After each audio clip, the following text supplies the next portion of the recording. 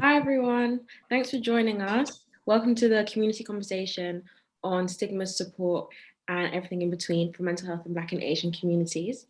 My name's Tanita and I'm a member of the Young Emerging Leaders Collective, and today I'm joined by a brilliant panel. And just so everyone knows, this meeting is being recorded and we're also live streaming on YouTube. Feel free to say hi in the chat box, drop your name, where you're joining us from, and say hi. And we're just going to quickly introduce the panelists before we begin. So first of all, we have Yancy. Yancy, if you want to say hi. Hi, everyone. Yancy is part of UBelay as well, on the UBelay initiative, and has a PhD and loads of experience in health equality development. We also are joined by Sarjeet, if you want to say hi. Oh, I think you're muted. Yeah, I just realised that. Thank you, Tanita. Yeah, my name is Sarjeet and I work for a specialist by and for women's organisation called the Asian Women's Resource Centre. I'm really happy to be here this evening. Thank you. Thanks so much for joining us. We're also joined by Ife, if you want to say hi. Hey everyone. Ife is a UK-based community activist, United Nations Fellow, Black history expert, creative barrister and writer, and does a lot of work in the legal sector, especially supporting Black Lives Matter movements. We're also joined by Tisha. Hi everyone, I'm Tisha. I am a mental health first aider and wellbeing advocate. Thank you so much for introducing yourself. And we're also joined, last but not least, by Lynette, who's the CEO of Mind in Haringey. Hi, Lynette. Hi, everybody. Really pleased to be here and really looking forward to the conversation that we're having this evening. So please ask us lots of questions. The more, the merrier, I think. Definitely, thank you. I'm hosting today also with my colleague Naya, who's just joined. Naya, just want to quickly say hi. Hi everyone, it's nice to see you all. Thank you. Okay, so now that everyone's been introduced, we're going to get into the first question for today, and we're just going to do so. I'm going to ask the question and then all the panelists can just spend a few minutes answering it. And we're going to try and do about 20 minutes per question. And if any of the audience members have questions, please pop them in the Q&A box and we'll get to those at the end. Okay, so first of all, we want to talk about what actually is mental health and what does it mean to be mentally healthy, and what does that mean to each of you, and kind of what are the biggest challenges currently facing mental health in our society. So definitely like the pandemic and the effects that has, like what we're living through at the moment. So maybe you could talk a bit about that, I think in the order I introduced you in, if that would be okay. So Yancy, would you like to start? Certainly, yeah. Thanks for having this space and holding this conversation, much needed in the community. What is mental health? There's a misconception that when we use the word mental health, we talk about mental illness specifically. Everyone has mental health. It's on a spectrum. So you go between having good mental health, not so good mental health, and unwell mental health, mental illnesses. It's a wide spectrum. So for example, you may wake up feeling fine and within the hour something happens that really distresses you and you wane a little bit. You may suffer a severe loss or have a trauma and you go towards the other end of the spectrum. So we all dally between good mental health and unwellness at any point in time. In terms of some of the challenges that we're experiencing, where do you want us to start? Let's start with the racism, okay? At the moment, racial trauma is impacting on Black and brown people. A lot of the focus has been on the issue with the 3 young footballers. They are not the only ones being affected. Their mental well-being, it's a challenge for them, but also for the rest of us. Our young people are struggling. Our young people are feeling the effects. People think of trauma as something that's a severe reaction, but let me tell you, the fact that there are young people who are scared to go out today because of what they experienced 2-3 days ago and continuing, that's racial trauma.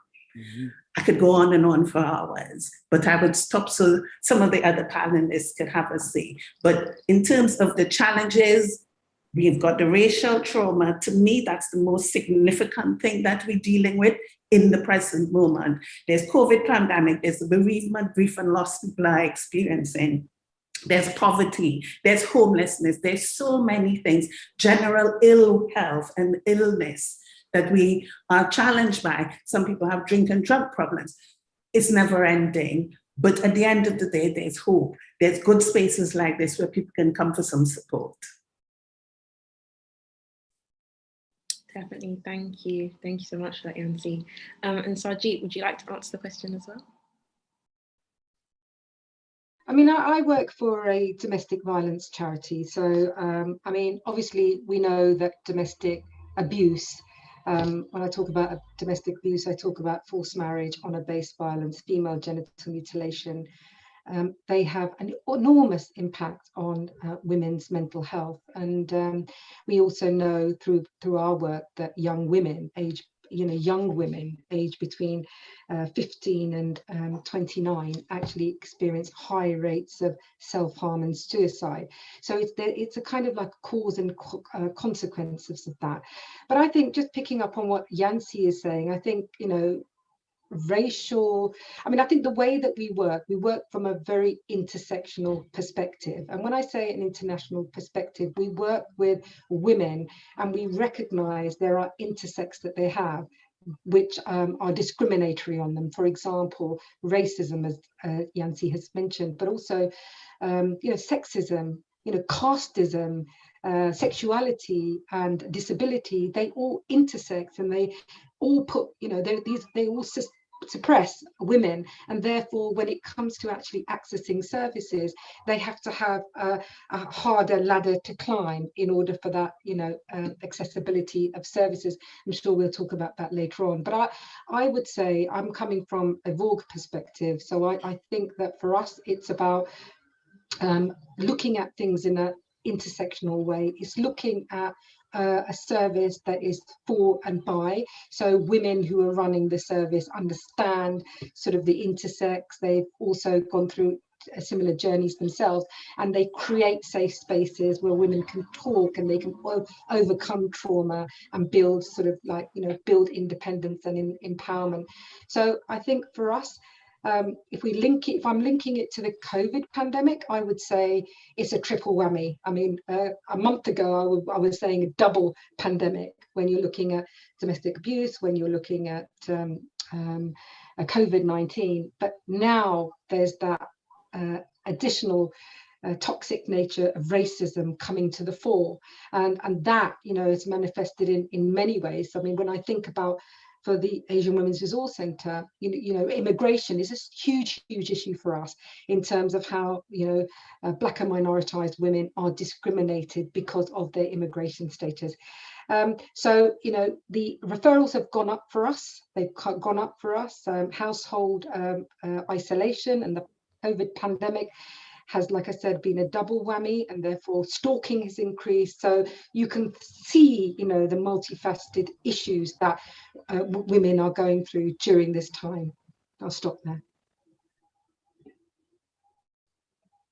Thank you. If they would you like to go? Yeah, so thank you for those great points that everyone's mentioned. I think for me, people need to start seeing mental health more like they see physical health. They are both intertwined. In fact, more times when you have anxiety, when you are stressed, that affects your body. There's a book called The Body Keeps the Score, talking about trauma, talking about the effects of incidents and how they affect physical health. When you have knots in your stomach, when you're anxious, or if you see something that's really triggering, you have, heightened heart rate, and these things affect your body. So I think to dismiss the two as if one is more relevant than the other is actually very harmful, because when you are stressed, your body reacts to that. So it's actually very imperative that we think about ways in which we can keep ourselves well. And what we often find is the mental health systems as we know it are centered around whiteness and the white gaze and white people. So when we look at things like race and racism and how those things affect us, we don't see it centered in those institutional spaces like NHS, because they weren't created with us in mind. So I think, for us, it's about thinking about communal ways in which we can keep ourselves well, and also critiquing and calling out systems that make us unwell. So I talk about the fact that, a lot of time we talk about, racial trauma, we talk about, things that affect us, but we don't talk enough about white supremacy, capitalism, and how all these systems make us unwell. So I think for me, it's looking at mental health from a Black point of view. So thinking about African-based psychology, thinking about what ways collectively can we heal, because we see in the Western perspective, it's all about the individual and not the collective. And what you find is in communities like ours, we move as a collective. Historically, we've always moved in collectivity, whereas what you find in capitalist Western society is all about the individual. So I think it's actually about decolonizing the mental health space and making it more applicable to our lived experiences as communal people, but also thinking about how a lot of us don't engage with mental health services because they remain harmful to our communities. So thinking again about how we can create sites of safety outside of the community, outside of those institutions is really important, and within the community. Another thing that I'm particularly quite big on is, seeing how we don't necessarily make mental health something that is so attached to institutions. So, we have a program that we run called Zooey Therapy, which is racial wellness workshops for Black people in the UK. And a lot of the time, our Black therapists are like, just having a conversation with a friend when you're stressed out is a form of therapy. It's not necessarily having to go to a therapist, it's actually having spaces where you can talk to people. And a lot of studies talk about how loneliness can affect well-being, and loneliness is a really big issue. So I think really decolonizing how we see mental health is really important, and thinking about things that make us well, like taking part in dance for Black people, something ancestral and something that has always kept us well as a people. So I think really thinking about how communal ways of doing things can promote wellness, and also looking at your emotions and thinking about, what do I have to do to make myself happy? Like, what do I normally do when I'm happy, and how do I feel when I'm happy? What things make me happy? And centering the way in which you practice your wellness around that. So thinking about when you're, at your utmost best, what makes you happy, and at times when you're feeling, not too good, thinking about when you can remember times when you felt better and what you did to feel better. So I think, having that ownership and having that self-care. And what a lot of people don't know is that even the concept of self-care as we know it was a movement that was born at the Black Panther Party in America, and they popularized that, but we see it being co-opted by whiteness, and we remove the radical roots of it. So I think it's important to look back to go forward. Like, there's a Ghanaian saying called Sankofa. So the idea of, looking back to go forward and drawing on community narratives and holistic ways of surviving is a way in which I center my work. And I think it's important for us as people rooted and thinking about ways we can find liberation. I think that's important. No, definitely. Thank you so much. And we'll definitely touch on some of those things, especially like with access to mental health services later on. So thank you for that. Tisha, just to reiterate the question we're asking, what is mental health, and what does it mean to be mentally healthy, and what are the biggest challenges facing our mental health at this time in society? Yeah, I think Yancy gave a really good definition of what mental health is and what it means to be healthy. So I'll skip straight to the second part.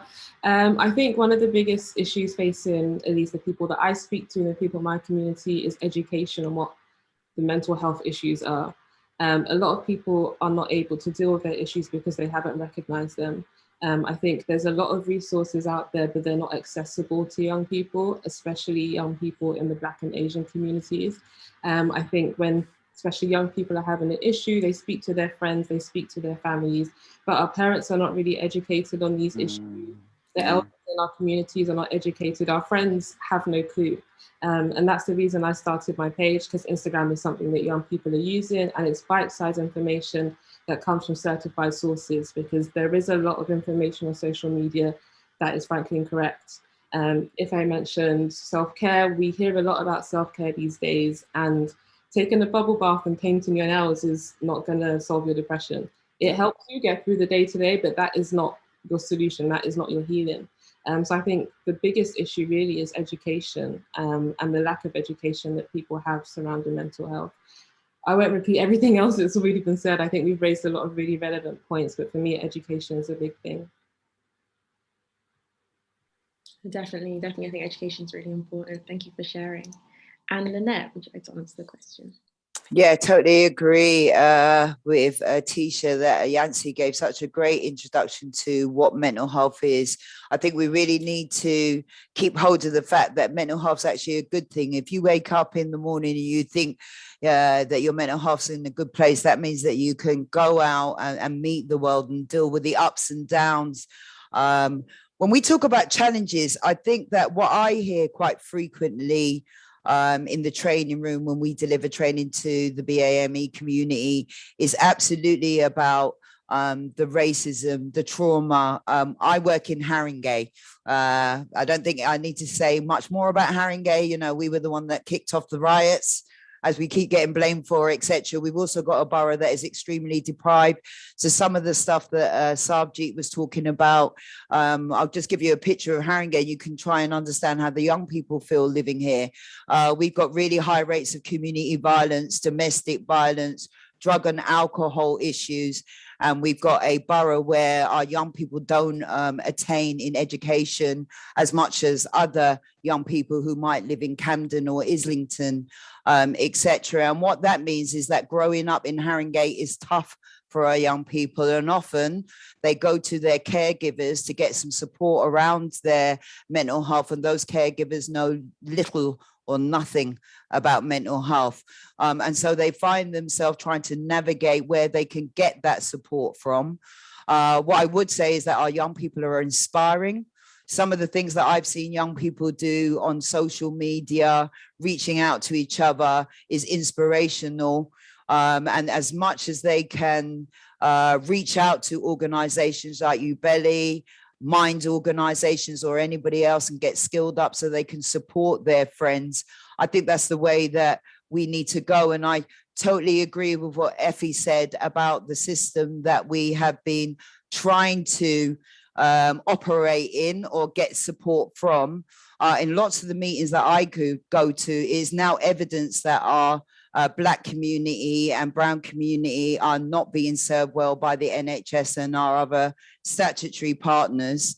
And that means that change needs to be effected, and effected urgently. So I would also say the other thing that I love about young people is they're all activists. They all want to change things, and absolutely they need support in doing that. I would say that Mind is an organization, as well as being the CEO of Mind in Haringey, I'm also the chair of Mind in London, and we put a lot of pressure on Mind as an organization and a federation, because we've got 130 organizations across the country. Thankfully, that influence has meant that Mind is now trying to be an anti-racist organization, and their three priorities going forward are racialized communities, young people, because we know a lot of you are traumatized, not just by racism, but also by other practices that go on in families that traumatize you, whether that is the family violence that goes on between your parents, or even between each other, and then you have to navigate outside in your community. So I'm really hoping that those kind of changes mean that we will be able to reach out to young people more as a federation in the charitable sector, and support you in ensuring that should you need the services of our statutory partners, you are treated well, respected, and you are not disproportionately locked up and put into conditions that definitely don't meet your mental health needs. So I would say that absolutely there are challenges for our young people out there, some that we have never faced before as adults. And I would just urge young people to reach out to organizations that you trust. Maybe it's that you see people like me running those organizations, but we're really here to help you, because I don't think any of the adults on this call can really appreciate what your future, what the future is for you, because none of us have a road plan for that future. I think the pandemic, we are only just feeling the implications of the pandemic that we have just gone through. I think the economic damage that is going to be done to our country means that our young people are going to face that challenge the most. And so again, I just say that, we are here to help in any way that we can. And I speak passionately because I've got two daughters, and I know firsthand, because of their mental health issues, the challenges that you experience. But I would say that you're really good at reaching out to each other. So keep it up, young people, and reach out to some of the organizations, maybe that you even see in this panel discussion today. And I'll leave it there because I know that there are others here that will also have wonderful insights to share with you. Thank you so much, everyone. It was really beautiful to hear what you all had to say. And from a personal perspective, I like the how speaking about how mental health is a spectrum, and we can be here one day and here the next, and how we kind of use conversation and social media to kind of influence those changes. So thank you all for sharing, and kind of drawing on the kind of intergenerational nature of this conversation. If you were talking about looking back to go forward, and just in general, how do we engage kind of all aspects of mental health within this conversation? I want to ask you, can you tell us more about how to manage our mental health throughout our different stages of life, and what does this look like from an intergenerational perspective? So childhood through to adolescence, through to adulthood, and into our mature stages of life. If we could start with Ife. Yeah, so because the work that we do at BLAM as a Black-led and Black-specific community organisation, we work with all age groups. So we work with children in primary school, secondary school, adults. And what we've been really big on is to incorporate mental wellness, racial wellness into the workshops that we do in schools. So particularly for us, teaching Black history is really important for Black children. And for us, we learned that from Black psychologists that have shown us that basically teaching Black history is a buffer to internalizing negative stereotypes and anti-Black stereotypes about themselves, which can, really affect the mood and mental health and perceptions of self. So things like colorism, is a really, really big thing, particularly across all sectors of Black community, but particularly young children as well in the playground. And we're seeing a lot of like anti-Black stereotypes, and young people pick up on that and how it affects their moods. So we do a lot of work around things that are looking specifically at what are affecting young people in the community, whether that be, growing up in areas of high levels of violence, levels of poverty and PTSD.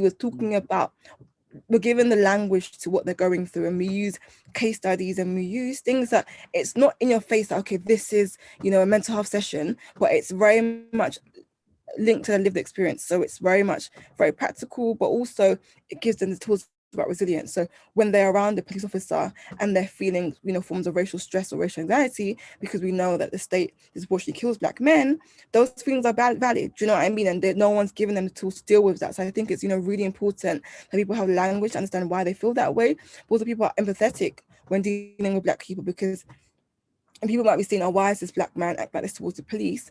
Because, the state disproportionately kill Black men. So how can they not be, having a heightened level of anxiety when around the police? So I think it's, giving them the language to understand what they're going through, and then working through it. So thinking about racial violence, thinking about, what things can we do to help you thrive while living under white supremacy. Obviously, that's difficult.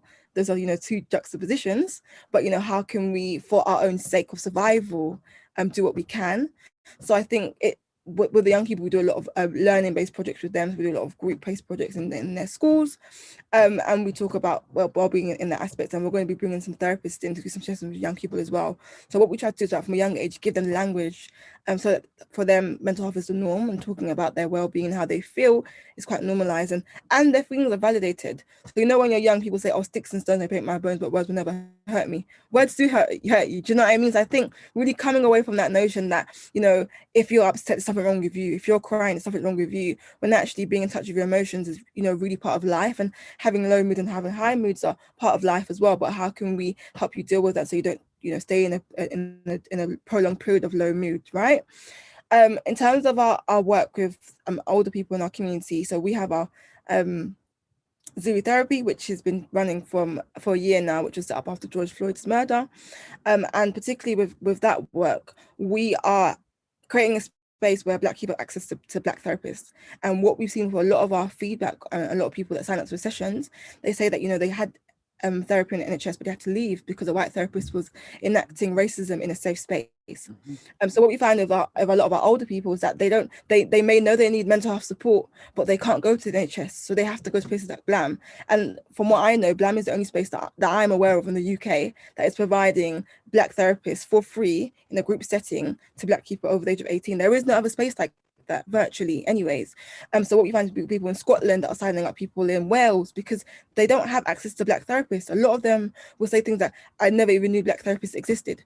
So I think for a lot of people that may be older who are aware that they may need some mental health support or maybe seeking support, they've had to withdraw from the NHS because of the fact that those spaces are not safe for them. So I think it's definitely for what we're seeing in terms of my direct work, we're seeing that we need culturally specific, but also culturally competent mental health services available for those that are aware that they may need some mental health support. But then also what I found as well is that the way in which our sessions are advertised to the community, many people that if you tell them to go to therapy, they may not go, but the fact that it's a group therapy, it's called Zooey therapy, it's talking about community well-being, they're more likely to go to it. They may have never engaged with any sort of mental health services before, but they're engaged with BLAM.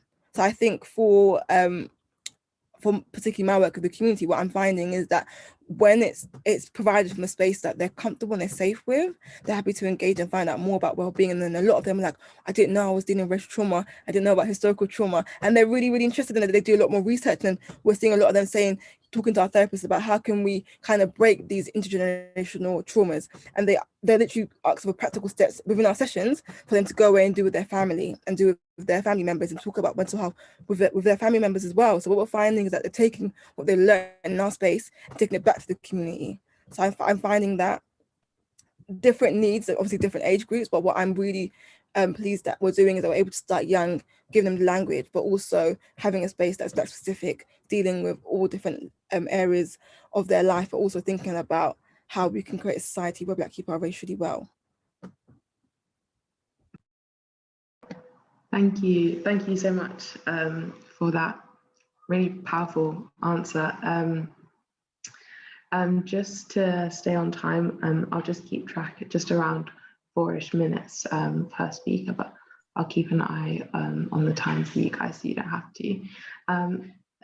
Tisha, if you'd like to go next, I'll repeat the question for you. If you could talk to us more about how to manage our mental health throughout the different stages of life, and what does intergenerational mental health care look like?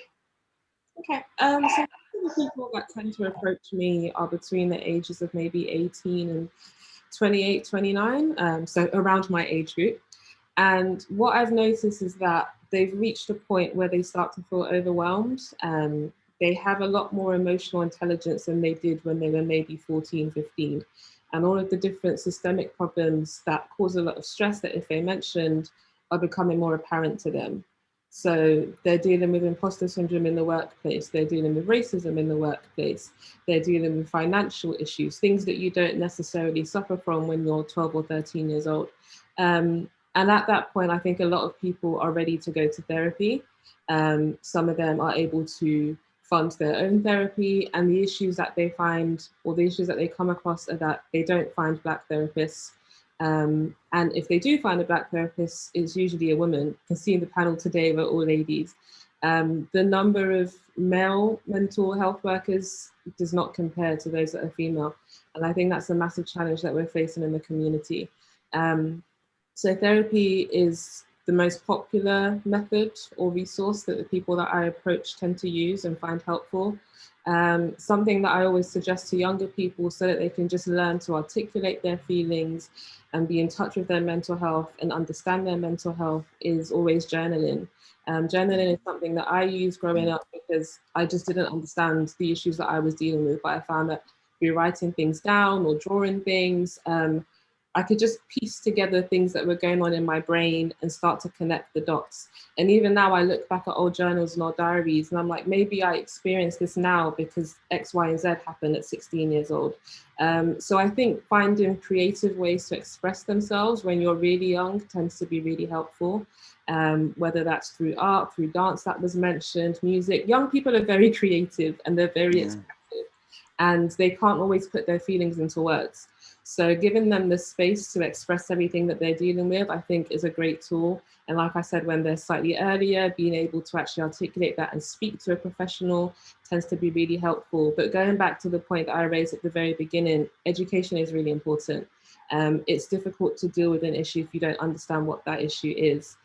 So having mentors, having guides, and all of the different resources and the organizations that we represent are amazing in doing that.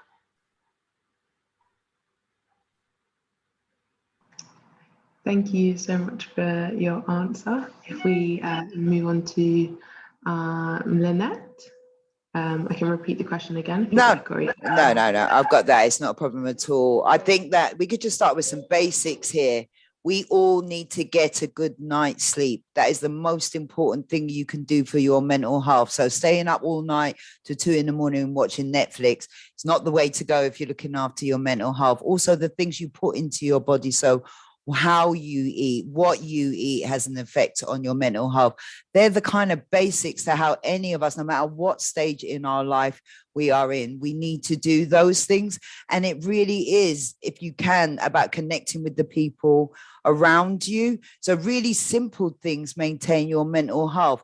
And the other thing I want to say about therapy is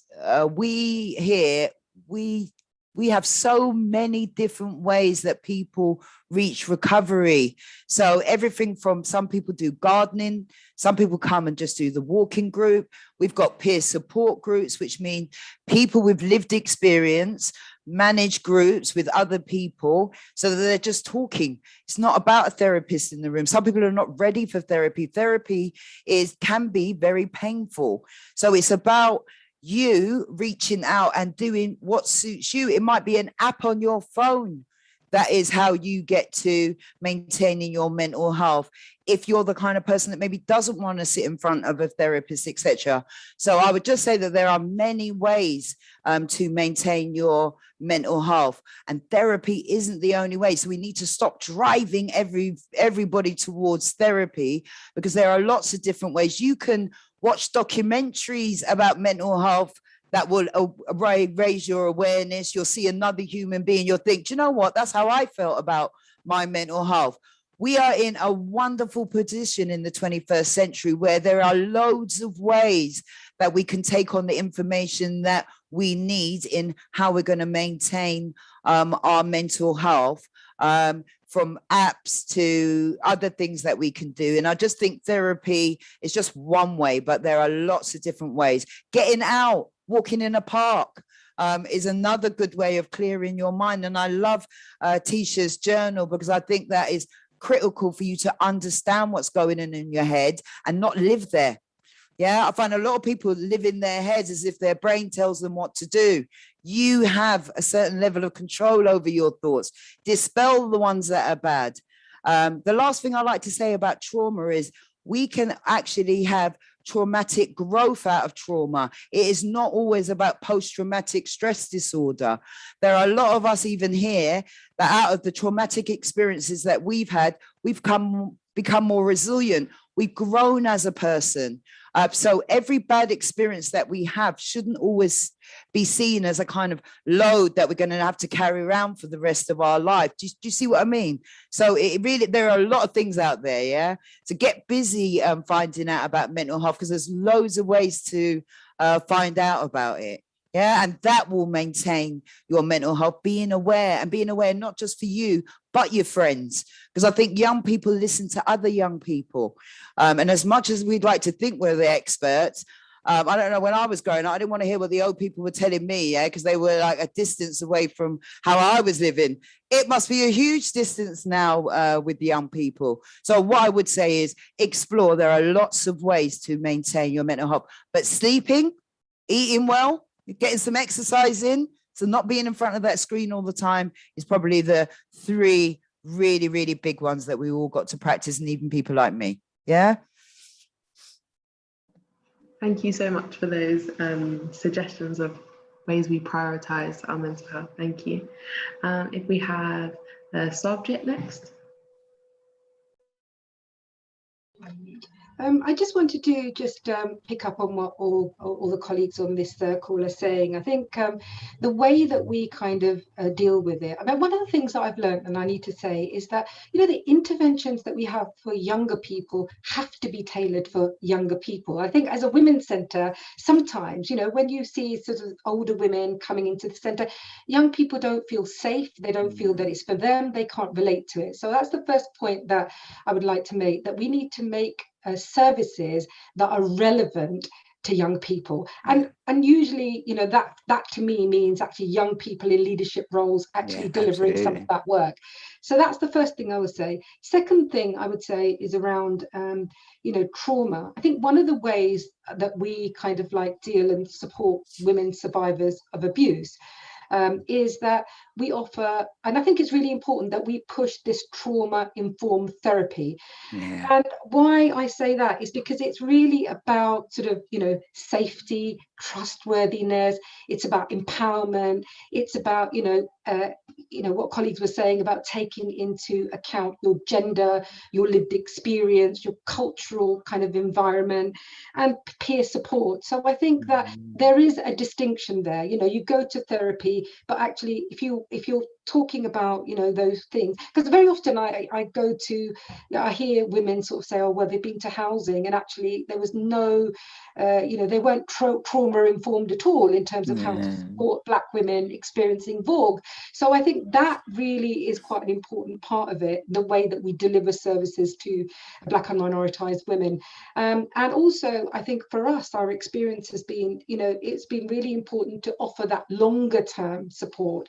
So when you're thinking about trauma of FGM or your trauma of, you know, honour-based violence or an attempted murder, then, you know, those things need that kind of longer term therapeutic support. Because remember, it's not just the therapy. They may have practical things that they need to deal with. They may have children to support. They may need to pay their bills. They may be living on their own. And of course, if you don't speak the language, you know, you might not have ever lived or walked outside London, you know, because you've always been dependent on your violent partner. So I think it's really important to understand all of those things. They say that, you know, who feels it knows it, and that's absolutely right. You know, you've got to put yourself in that position so you can, you know, fully support women and young women. I think the other thing that I will say is, obviously, like colleagues have said, we've started to do drawing workshops, and I think it's been a bit more difficult during the pandemic because, you know, I might be looking at a screen now, but the perpetrator might be just behind the room and actually saying, oh gosh, this woman is actually accessing a domestic violence support group. She's talking about her domestic violence with other women that experience the same thing. So I think that for us, it's about you know, doing these non-evasive stuff. So people, if anybody is in the back room, they can see, oh, she's actually doing an embroidery class, or she's having a chai and chit chat day. She's having a cup of tea with women, or learning the computer. And I think that's how we've also adapted to kind of stay in contact with women so they feel that they can still access services. So yeah, those are that. One other thing that I want to say, which I've also noticed, that we've dealt with women experiencing mental health problems, but one of the things that we thought is that when I talk about young people, a lot of our young people have been carers of their mothers. You know, they've had to be the guardians, they've had to make decisions, whereas they've been young themselves. So they've never had the opportunity to be young, flourish, have a social life. And I think that's also a kind of like a gap that we've identified, that we need to kind of support those carers that have been caring for their mothers, you know, up to the age of 30. And even when they're in new relationships, they're still having to support that because there are very few support networks out there. So yeah, I'll stop there. Thank you so much for that answer. And Yancy, if you'd like to finish us off. So certainly, it is also about looking after your general well-being. As Lynette was alluding to, you know, you go for a walk, you stay hydrated. The things that we know we should be doing, because as I think Aoife mentioned, physical wellness, mental wellness, one and the same. We carry our minds with us all the time. As we look after our body, let's look after our mind. But it is also about building resilience.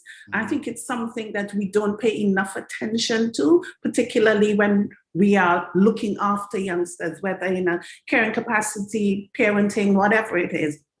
It's about building that resilience. Things happen, but if we can start encouraging people to, how did you cope with it when it happened previously? How did your friend cope with it when it happened to them? You know, and there are other activities and exercises that we do around building resilience, but that's ever so important. And the journaling, because that's a very useful tool in the building of resilience, because you can go back and see, this was tough, I got through it, this is what I did. For the most part, it is about checking in with yourself. It's something I do. I open my eyes, I say my words, I check in. How am I feeling? And that sets me for the day. I might be having a bit of an off day, but I know I've checked in with myself.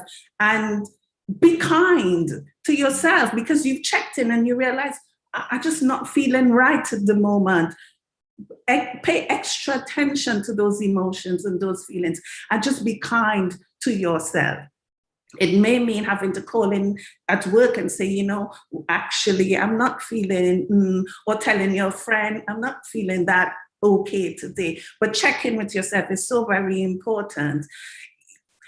The point of the therapist, we have the therapist, but I'll go so far as to say within the Black community particularly, we don't necessarily need qualified therapists for everything.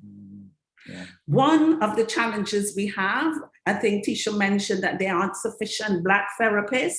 It's because of this notion of therapists, people with academic qualifications that say they are therapists. Black people struggle to get the funding a lot of the times for whatever reasons. We know they're there. They struggle when they go to do the courses because the courses aren't tailored. They don't address our lived experiences. But we do social prescribing. Come on, historically, talking is the way we dealt with our issues. We know we would speak. It takes a village to raise a child. We all heard about it. That's how we do things. Social prescribing, you go kickboxing, you go sit on the corner with your mates, and you talk things through. You know, it's the creative therapy. You sit, you do your art, you do your dance, whatever it is. Those are all healing mechanisms that we should continue to do. I'm not saying there isn't a space for therapists. Of course there is, but with the young people, it's a little bit off-putting for them. They just think, as they would say, they don't want to go see the shrink, or you know, they think it means they have an illness. Yeah. It's all about taking some ownership as an elder in the community. I also think we as the elders need to have the intergenerational conversations to be truly intergenerational, not the younger people and the older people, and occasionally we come together. But even within your own home or workplace, as an elder, check in on the younger people, have the conversations about your own lived experience. Now, one of my day jobs is around sexual and reproductive health. I am a menopausal lady, and I've had the conversation with young people. They're shocked, they didn't know. You know, the brain fog is happening. I put my car keys in the fridge, I burst into tears. My daughter's like, why are you crying? She couldn't understand it. So I had to explain to her, my mental health is impacted because of the hormone changes. And you know what? You're going to go through this too, because you're a young woman. And if you live long enough, you'll go through the menopause. It's having those normalized conversations, because we come from a place, particularly in the Black and Brown communities, of shame and fear and intimidation and self-blame, that we're really scared to speak to even our own peers, much more another generation. But it's normalizing that. It doesn't have to be a lecture about wellness or mental health, just a conversation. I'm getting quite passionate, you can tell. No, thank you so much, Yanti. That was really great. Thank you to all of you. That was really interesting. And like, what I'm really getting is that there's things that we can all be doing, everyone, regardless of age, throughout our whole life. But then we also need to have specific interventions and specific things for different age groups, and making sure that we're having all this, like the collective approach to it, like I said before, and like making sure we're having those conversations. So thank you so much for that. And it's great to have you all here. So for the next question, what we want to talk about is what are the barriers to accessing mental health services? So Yancy, obviously you just touched on what's stopping there being so many Black people in mental health services. So we want to talk a bit more about the barriers to mental health services and also who's most at risk to adverse experiences with mental health difficulties and with the services themselves. And also you touched on stigma and how does that play into it? So I'll put that in the chat box. And if Yancy, if you want to start us off.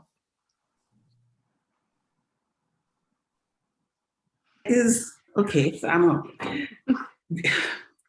we all are susceptible to peaks and flows with our mental health. I don't think there is one particular section of our community that is more susceptible, because there's so many things that challenge us. It is about, reaching out to the service that there's a local area. There may be services in your local area, but if we start from a position of knowing that it doesn't have to be mental health intervention based on a mental illness, we can access services. The social prescribing, the organizations that Lynette was speaking about, but there are a lot of apps on the phone that young people can use to support their mental well-being. There are also conversations with, as I was saying, the intergenerational conversations, but we know that there's stigma. There are people who would go to faith and their churches and have the conversations with the elders there. There are some of the elders who may come from the older generation where it's not the accepted thing to, as they say, talk your business in public. So there are lots of different nuances within Black and Brown communities around mental health support. But we know historically, and those of us who've worked in mental health for a long, long time know historically that Black people's expressions were misinterpreted as a flare-up of mental illness. We disproportionately sectioned, overproportionately medicalized, and detained in mental health institutions against our will, being sectioned. Those are some of the challenges that we have to face. And we continue to face. We don't have to, but we continue to face because of all the issues we know around racism.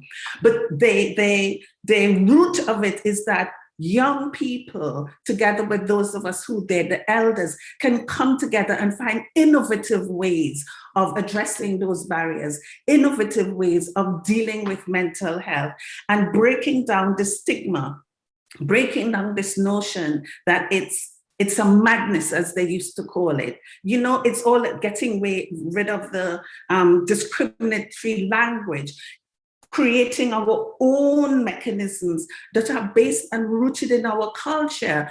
We need culturally appropriate and competent interventions. So a lot of the work, for example, we're doing around grief, loss, and bereavement does not speak to us. The majority of us in our space here know that when someone from our community dies, there are rituals we perform that are really important and highly significant. If you go to mainstream mental health service provider and say to them, I am grieving because I couldn't attend Auntie's 9 nights, they won't have a clue. It's important that we start taking responsibility for building our own services in the way that we want to see it so that it benefits our community. I'll stop. Ife, would you like to go next? Thank you so much for that, Yancy. I'm just enjoying Yancy's response and I'm just nodding away. But yeah, no, I totally agree with particularly the point about accessing services that are just not culturally safe or competent for us, and that actually adds another layer of trauma as well, because you're meant to be in a safe space but you're accessing more harm, right? So I think in order for Black people to feel like they can go to a space like the NHS, it has to be safe. I'm not going to encourage anyone to go to a space that is harmful. What I will encourage is obviously accessing that support, but we know that in terms of how Black people access the mental health services is via the criminal justice system.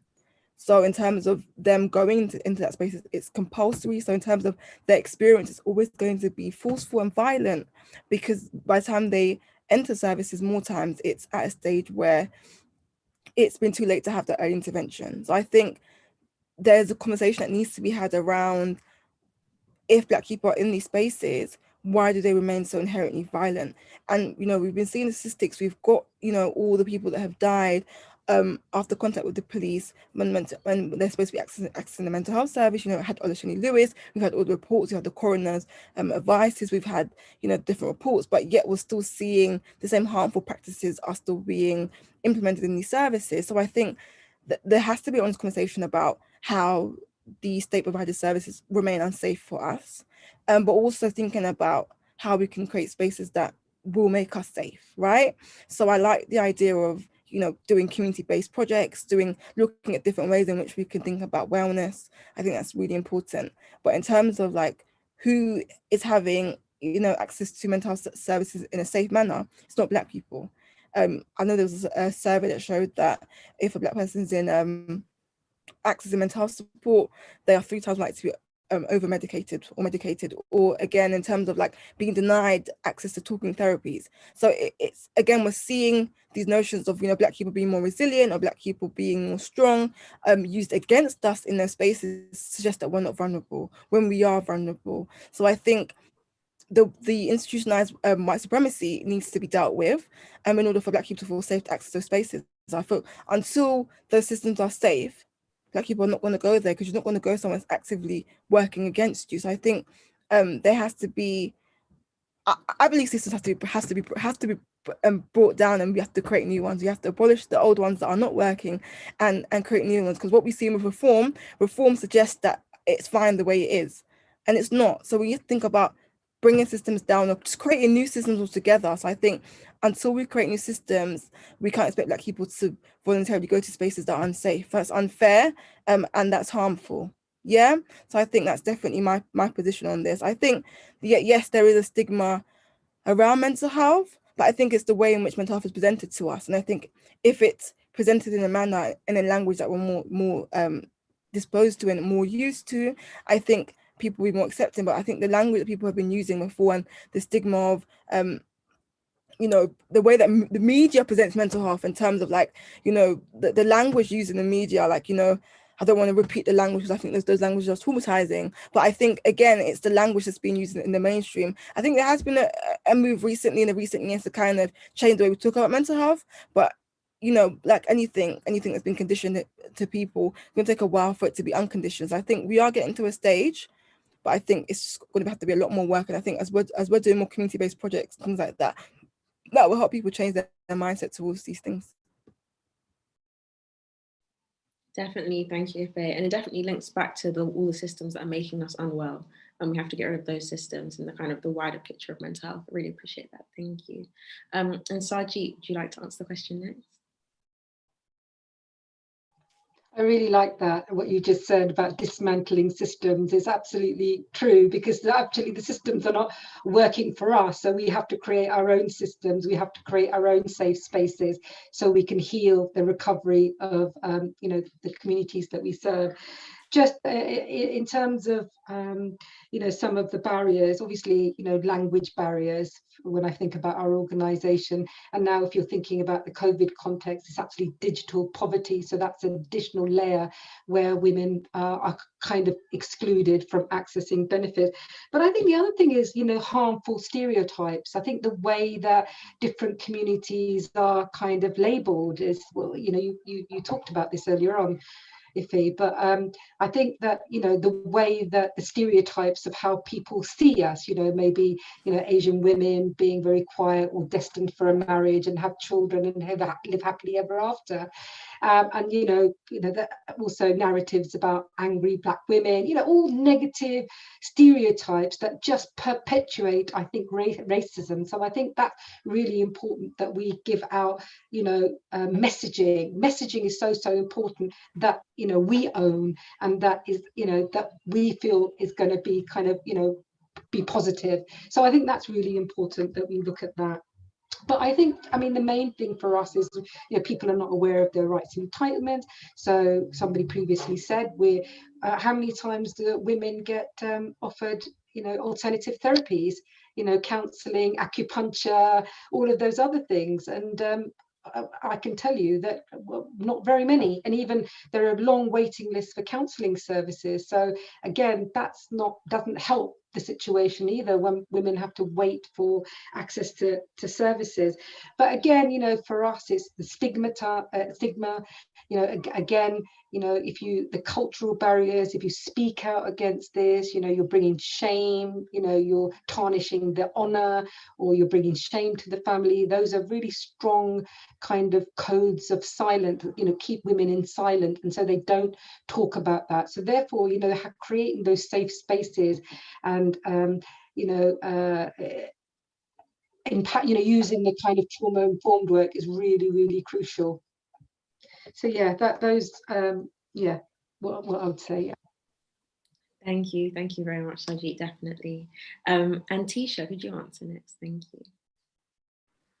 Yeah, I think some really amazing points have been raised, but just to add to that, I think we also have to recognise that there are barriers on both ends.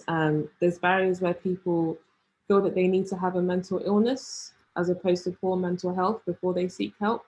And then I think the point that's already been raised, which is that when you do go and seek help, it's not suited to you, it's not suited to your culture, it's not suited to your needs. And I can give personal experiences here. I grew up in a Nigerian family, and mental illness is what you see in Hollywood movies where the village woman is running around naked. I wasn't doing that. And so I didn't believe that I had any issues that needed to be dealt with. And then when I did approach someone, the problem there was that they didn't understand the things that I was dealing with. They didn't understand the culture behind certain experiences, certain practices. They didn't know how to approach the issues that I was presenting. And then on top of that, you also have, in some cases, religious barriers. You are faced with members of your community who might say, pray, and everything goes away. And that's not to say that religion doesn't help people get through their mental health issues, but there are also other forms of support that can be used in conjunction. And I think sometimes, especially young people, they find it very difficult to balance all of these different things and bring them together to lead to their healing. So I think I won't reiterate all the issues that have already been raised. I think we've already discussed a lot of the obvious barriers, but I think it's really important that people are aware that there is intersectionality in mental health recovery and mental health promotion and positivity. And that's something that's desperately needed in our community. I don't think we have enough spaces that tailor to the African person that is also a Christian that is having mental health problems. I think you have the state-funded resources that tailor to people outside of our community, white people, European people, but we don't have enough resources that tend to the minorities. So I think, yeah, just to reiterate, the massive barriers to me is understanding that your mental health fluctuates, and that doesn't necessarily mean that you have a mental illness, but that you still can improve. And also, I think another point is people fearing weakness, especially men. They tend to believe that if they admit that they have a problem, if they seek help, that means that they're weak. And that's not the case. Mental health fluctuates for everyone at all times. There's definitely a spectrum, as Nancy said at the beginning. And that in itself is a barrier. If you are scared to admit that you need help, then you won't seek that help. And you're just stuck in this vicious cycle and things just get worse. So I'm aware of time, but yes, those are the barriers that I would like to highlight. No, thank you very much, Tisha. And it relates back to what you said, that we need to have education around mental health, otherwise we get stuck in that vicious cycle. So Lynette, could you answer the question, please? Thank you. Yeah, I mean, I agree with everybody in this conversation. I think the first thing is about having awareness, and I'm talking about in primary school, we need to have awareness, because actually what we see in my borough is that Black men are disproportionately disadvantaged in the mental health system, but we can trace that from primary school, them going to secondary school, them being identified as a problem, them being excluded, then getting involved with the community violence, and then ending up in a mental health system. So literally a pathway from when they maybe left their primary school. So I think awareness has got to start right back then. We need to definitely lessen the barriers and get people to understand, like the other panelists have said, that we all experience mental health. We need to have more people in the community providing mental health. We keep talking about mental health services as if the NHS has doing all the work. Well, I would actually challenge that. There are a lot of community organisations that are doing much better work than our NHS partners. And a lot of work that we do is working with churches, community groups. You can do this. It doesn't have to be done by the likes of Mind or anybody else. They are your community members. So it's about sharing our expertise so that we don't do it. The community does it for itself. And if we're really dismantling the systems, absolutely, but we've got to have the people from our community that can also provide the support. Otherwise, that won't be of help to anybody anyway. We really need to break down the stigma. And I think that until we challenge those systems so that anybody that is sectioned receives the support that they need and are in hospital for as little time as possible, we will always be in this cycle where our community doesn't want to have anything to do with the mental health system. They get really, really unwell, commit a crime, or they're just really unwell, and then enter the mental health system in the worst way possible. Support needs to be much earlier. And actually, we all need to reach out to some of the people in our community, because I would actually argue that Black men are adversely affected by society, and then they end up in the mental health system, and then they self-medicate. And then we seem to see that as not mental health, when I think when we self-medicate, that is a symptom of our mental health. You know, whether it's weed or drink or whatever the new thing is, we need to recognize that those people are crying out for our help anyway. But the more that we've got our own community delivering these services, the better. So definitely it's about raising that awareness in our community, letting them know they're just as good as us to provide that support. And definitely young people. Thank you everyone for your answers. I think I resonated a lot, and I think it stems from the question that came before. I was like we have to, there's a lot of dismantling, and then like it's not even rebuilding, but like setting foundations for what people that look like us and what people who have the lived experiences that we do, what they need, and it's how we kind of build up together. So thank you. On to the final question now. How do we protect Black and Asian mental health, and what help is available to us? And what is the importance of community care in the third sector? Let's start with Sarabjit to begin with. Yeah, what do I want to say? I mean, I think I've kind of like covered some of this response in my previous questions, but I think that, let me just see, to remind myself of the question again. How do we, okay. I mean, I think that one of the things is important to say is that, you know, resources are diminishing, you know, even if you're talking about sort of by and for specialist organizations, that we are struggling to keep afloat. So I think I do want to say that, and that's reality. It's a reality. And I think also what I will say is, you know, that I'll talk about some of the kind of barriers, but also the wider environment, you know, the hostile environment. I mean, and I give an example of recently we support women with no recourse to public funds, and recently the government basically, normally what used to happen is that we would support women get their biometric cards and we would go to the post office, but suddenly the government changed how women could access those biometric cards, so which means they have to now go to Croydon. So that little change can have a huge impact on the women that we're supporting. For example, women we know are skeptical of you know, social services, Home Office, particularly if they've got unsecure sort of immigration statuses. I guess what I'm trying to say is the legislative framework is not making it easier for us as well in terms of accessing services. So it kind of like also linked to my point about, you know, limited resources, and we have to fight really hard for those very small crumbs that we get within the funding sector. But having said that, those are some of the barriers. But you know, the women's sector is doing such a phenomenal job. They are still kind of like creating those spaces where we could provide that advice and information.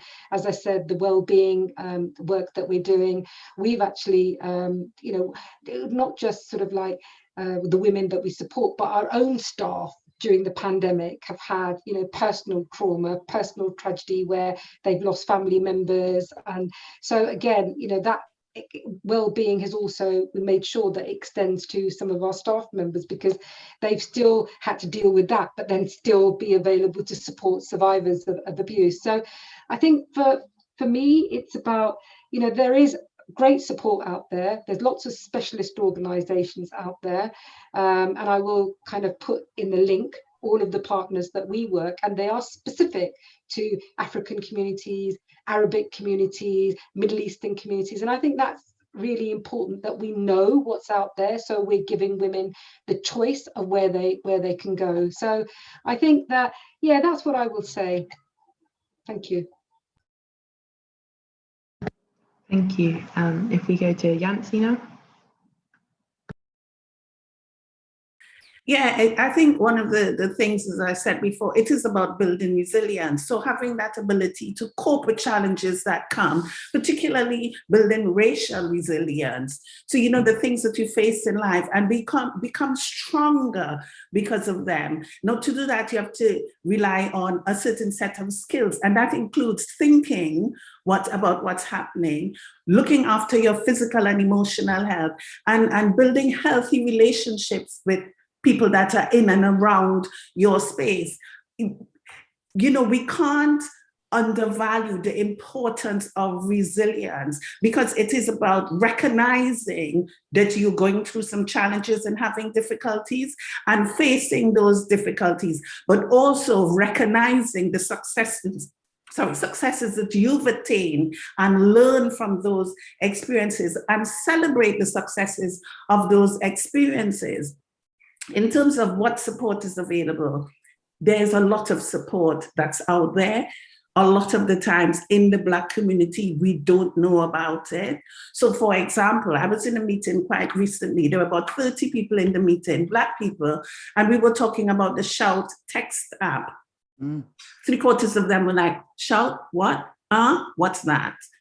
It's a resource that's available. It's an emergency resource, but it's sharing the knowledge that we know, partnering with each other. Sanjit was just talking about the lack of funding. We know organizations are going through real challenges, but it's about coming together, pooling our resources, and seeing how we can and build on what we have. And I'll just quickly say as well that even though Ubele has a particular remit of work, we have been able to do some support because we've partnered with other organizations to address, particularly around grief, loss, and bereavement, because it was disproportionately impacting our communities due to COVID. So at the moment, Mainstream, which is an offshoot of Ubele, offers 3 free sessions of support to anyone who's suffering grief, loss, or bereavement. But we've gone one step further. For anyone between the ages of 18 and 30 who are just struggling with anything around their mental well-being, they can access 3 free sessions. It's offered by Nafsiat, and in Nafsiat, the therapists speak 20 different languages. Yeah. How's that for culturally competent intervention? So those are the things we have to start thinking quite creatively. Don't reinvent the wheel. Use the resources that are out there. There are lots of apps, there are lots of support, there are people, the community churches, faith-based organizations, the support is there. Long may this conversation and similar conversations continue.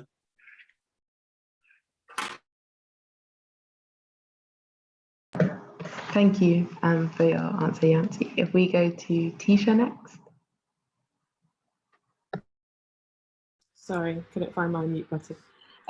I think one thing we can do to manage and protect mental health is just being honest with ourselves and with our communities. I think especially in the Black community, there's still a lot of ignorance and denial about the fact that mental health is something that affects our people. I think people still unfortunately see it when it comes to mental illness as a white person's disease. So I think being honest and accepting that it's real and that it's there and that we deal with it is definitely the first step in managing our mental health. As has been mentioned earlier, mental health and physical health go hand in hand. And I think when you look after your body, you in turn look after your mind. So eating well, sleeping, as has been mentioned, exercising, making sure you're hydrated. And then also the social aspects of your life. I think when a lot of people are dealing with their mental problems, they tend to isolate themselves. And having community is really important. None of us was made to do this alone. We need to share our problems, share our experiences, and in turn share our healing. I think that's really valuable to us. In addition to that, like I mentioned earlier, being spiritual, I think, is just part of Black and Asian culture. We tend to be spiritual and religious people, and we shouldn't ignore that. I don't think we should lean towards Western forms of healing to solve our problems. I think it's very important that we are in tune with ourselves and what works for us as people. So incorporating that into whatever resources you use, as is mentioned, church-based resources, just anything that taps into your culture, I think is really important, because you don't want to lose yourself in the process of managing your mental health. Raising awareness and just having really informal, candid discussions, I think, is probably the most important thing in terms of getting rid of the stigma. And when that stigma is gone, I think it's a lot easier to manage your mental health, because, like I said earlier, it allows you to accept your mental health. So conversations that we're having now are absolutely brilliant, but also for those that are in the audience, speak to your friends, speak to your family, speak to your colleagues. When I joined my company and they mentioned that they would fund training to be a mental health first aider, I signed up straight away, because that allows me to speak to people in the team about mental health without feeling that there's some sort of barrier or awkwardness there. So raising awareness allows you, like I said, right at the beginning, to be educated, and education is really what will save us all. I think those are the main points I would like to raise, but just to hammer on that education is really important. You cannot heal what you don't understand, and that goes for all ages, all communities. Even in the white community, education needs to happen, but especially for Black people. So yeah, and in terms of resources, I think we shared a lot of things in the chat. I think everyone on the panel was working in some kind of organization that is helpful. The resources are out there, we just have to find them, and they shouldn't be difficult to find. So I think the more we have these conversations, the more we raise the awareness and promote them. Thank you, Tisha. If we go to Lynette next. Yeah, well, what can I say after all those wonderful ladies and their ideas? I think if I think about somebody like me, if I'm thinking about protecting the Black and Asian population of Haringey, the first thing I have to do is speak out when I know things aren't working, speak out in meetings so that other people understand that things have got to improve. And then the other thing that we've done is just open our doors to any other organizations that might, with the assistance of maybe our brand, be able to set up their own group, their own organization that wants to reach into their specific communities. Totally agree with Tisha about it is all about awareness. Get in a room, find out more about mental health so that you can help those that are around you. But yeah, really, we all need to speak out where we see things aren't helping our community, because that's, that's how we start to affect change, so that things are changing while you're trying to get the support that you need and connect with each other, really, because sometimes just listening to a friend that is struggling is enough. So I think it really is about connecting, awareness, and we've all got to speak out. We can't be implicit in what we see that is not working for our communities. And believe me, I speak out. Got kind of a big mouth. Thank you, Lynette. And then if we go to Ife. Yeah, so I just want to build up on some of the points I mentioned earlier. So particularly we talked about dismantling systems. And I think it's when we're talking about dismantling systems, it's really important to remember that some people, even now with systems intact, can't access the spaces because they're not safe. Some can't access it because of insecure immigration status. So there's a lot of people that actually cannot access it as it is. So we need to build spaces that can help them in interim. So it's so important that, right now people are not accessing it anyway. The systems are there and they're not accessing it. So we need to find a way they can get the support now in the communities. I like all the stuff that we talked about, particularly talking about what we already do that is communal. So like Yancy mentioned, the history of people of African descent and African people using oral tradition to promote wellness, to promote community healing, to provide community spaces. Particularly me, because of the work that we do at BLAM, we look a lot about African history, and we look at African cultural retention in diaspora as well. And we see particularly for Black people, dance is particularly important because, you know, back on the African continent, you had to dance everything. You had to dance was a naming ceremony, a dance when someone's getting married, a dance to worship deity, a dance for death. You know, there's like literally dances for specific life moments. So I think, you know, it's really important to remember how for community people, that African descended communities, why dance is important. So those that were kidnapped and taken to the Caribbean and America, they danced because it reminded them of life back in Africa when they were celebrating life and life affirming events. So I think it's important when creating the spaces again to center things that are historically important to certain communities. I think that's key. And I think, you know, continuing that tradition, that radical tradition of Black community of doing for self. We've always done for self. We've always provided mutual aid. You know, when we couldn't have access to houses, there was no loans given to us. We started partner schemes so we could buy houses for the community so we could survive. Yeah. So I think tapping into that, you know, radical tradition of doing for self is super important. And I think for the work that we do at BLAM, creating Zuri Therapy was a way in which we could give back to the community in the interim. Yes, systems are not, we haven't taken them down as of yet, but this is what we'll do in the interim. So I think it's important to have that in mind. And also I was reading not too long ago, particularly a piece around how activism actually helps wellness, because with activism, taking part in things like BLM, women's movements, you actively are looking at systems that harm you and recreating and reimagining the world without those systems and trying to break them down. So even things like taking part in activism is good for Black and brown people's mental health. So I think really decolonizing what we see wellness as, looking at how we can make ourselves well, but also creating systems that serve us. And also I think we mentioned earlier, information sharing, reading content. I always say people have to do the reading. You know, it's vital. No one can do the reading for you. We live in the age of information. There's things on social media. There's podcasts. If you're more of an audio person, there's YouTube if you're more visual. So I think there is so much content out there. There's no excuse, you know. And what I would lastly like to end on is a point by the activist Miriam Kaba. She talks about those that created the first AIDS movement, created that movement because they knew that they couldn't wait for somebody to get there. We needed help now. So I think it's important to remember that when people create, there was a time when first aiders never existed. There was a time when mental health first aiders never existed. But somebody thought about the idea that we can't wait for a doctor to arrive on the scene. We need someone that can actually administer help right now. So it's actually thinking about, there was a time when these systems, these projects and programs were not in place, but someone thought about it and now it's the norm. So thinking about what do we need to create communities that are safer and how can we make them more culturally competent. And we have all the tools within us to create what we need. So it's just kind of continuing in that fashion. Thank you so much, Ife, definitely. And thank you so much all for this discussion. It's been really rich and really informative and really inspiring as well. And I think we've touched on like so many different aspects of mental health today, and especially what mental health means for Black and Asian and racialized communities. I think there's just been so much for us to take away. So if any of the audience members have a question that you'd like to pop in the Q&A box, please do. We've still got some time left. But I think we will probably answer the question that's there and then do a little summary at the end. So I don't think you all need to answer this, but anyone who wants to answer, please answer. So we have a question from Jane, and it says, great to hear about all the groups that you run with people and for people in your community, including peer support. I'd be interested to learn more about how do people best hear about the groups and want to walk through the door. Anyone like to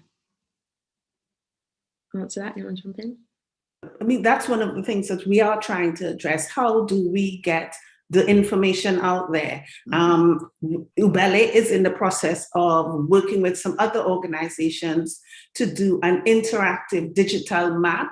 It should be coming on stream within the next couple of months, and it will signpost people to where the organizations are, with a little narrative of what support they can get. So watch this space. Keep looking at Ubele's website. It'll be there soon. Quick plug.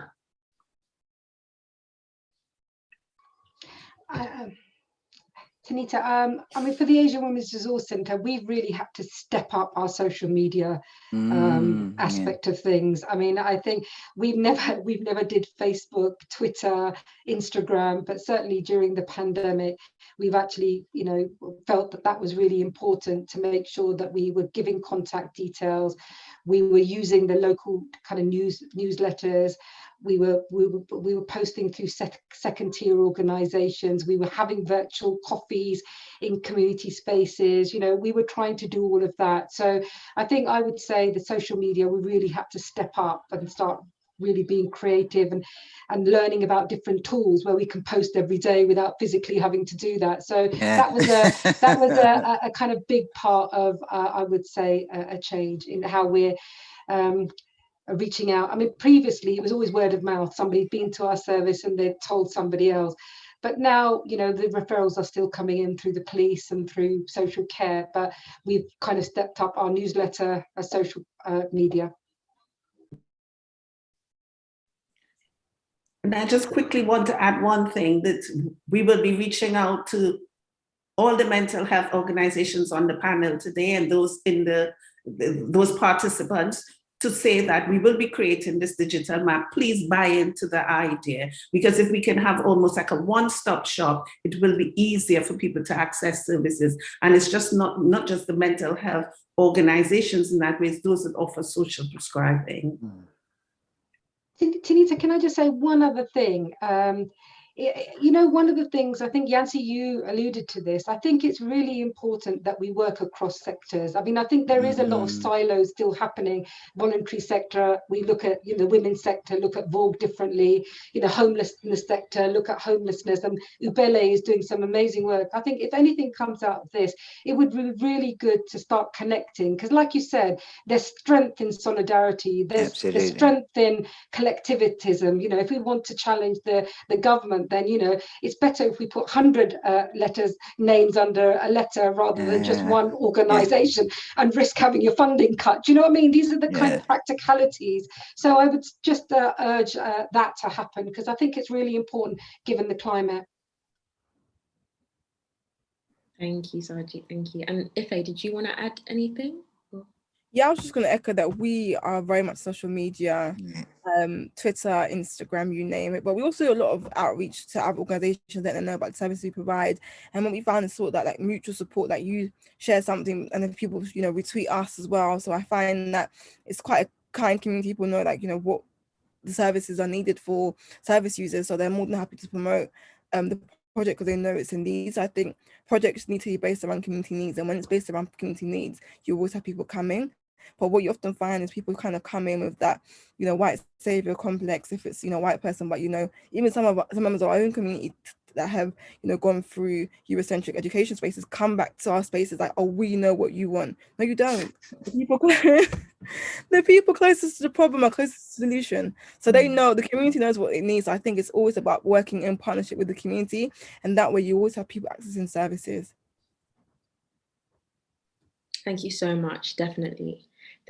So we're going to round off now. I think I'm just going to sum up some of the main things I feel like everyone's take away, and that we kind of started off talking about how like mental health is completely linked to physical health, and what Yancy said, and how we kind of need to look at it from much like a holistic perspective, and how that really changes how we look after ourselves. And then again, that you talked about the importance of like sleeping and eating right, and making sure you're looking after your body so you can look after your emotional and mental well-being.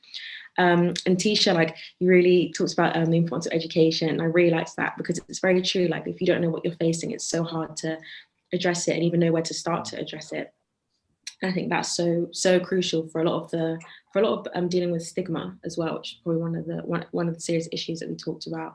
And also, if Aileen talks about decolonizing the space, decolonizing mental health and how we look at it, and dismantling all these systems.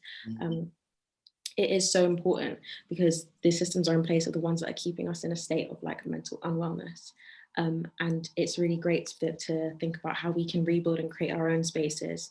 And Sajid talks about intersectionality and how that's been so important in kind of understanding the different issues and making sure that the care that you give as your organization is specific to what these women need, and all the different challenges that are being faced, because you don't live like we don't live single issue lives. Like, we have multiple issues and we need to address them all. Yeah, and just all the culture. It's been really like refreshing and eye-opening for me personally about hearing all the different types of therapy and approaches, and like even talking about dance and creative therapies, and learning about historical trauma. And I think here it's really like, it's been really clear the importance of culturally competent and mental health care.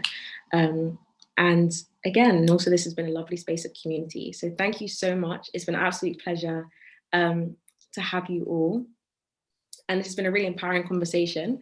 And I hope everyone's enjoyed it. So I think we're going to round off there. And if you did miss any of this, it is going to still be on the YouTube recorded.